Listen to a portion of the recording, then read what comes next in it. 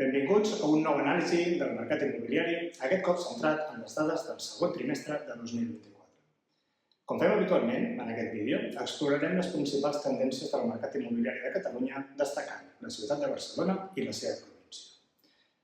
Durant aquest segon trimestre, Catalunya ha registrat un total de 22.061 compravendes d'habitatges, amb una caiguda trimestral del 9% i una disminució interanual del 8,9%.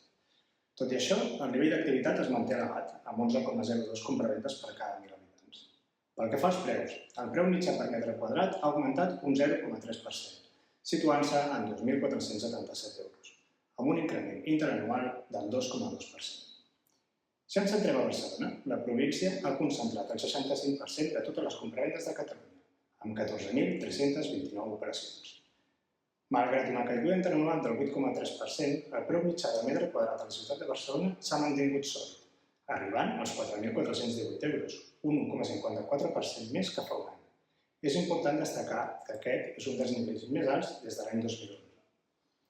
En el mercat de lloguer hem vist una lleugera recuperació en el número de contractes, amb 34.503 contractes registrats a Catalunya durant el primer trimestre de l'any, però encara amb una caiguda interanual del 5,4%. Els preus del lloguer continuen a l'alça, situant-se en una mitjana de 869 euros mensuals a Catalunya, pujant a la província de Barcelona fins als 958 euros i quasi arribant als 1.200 a la ciutat de Barcelona.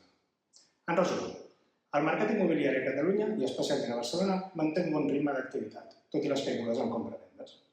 Els preus continuen estables i seguim amb un problema important d'oferta de lloguer i preus elevats, provocant que aquest mercat estigui especialment tensionat. Pel que fa al mercat hipotecari, destacarem que, com ja havíem avançat anteriorment, els tipus d'interès han començat a baixar lleugerament, situant-se en un 3,46%. Aquesta tendència podria afavorir la demanda en els pròxims mesos, especialment si es confirmen més reduccions d'interès al llarg 2024. Gràcies per veure aquest informe i fins al proper trimestre.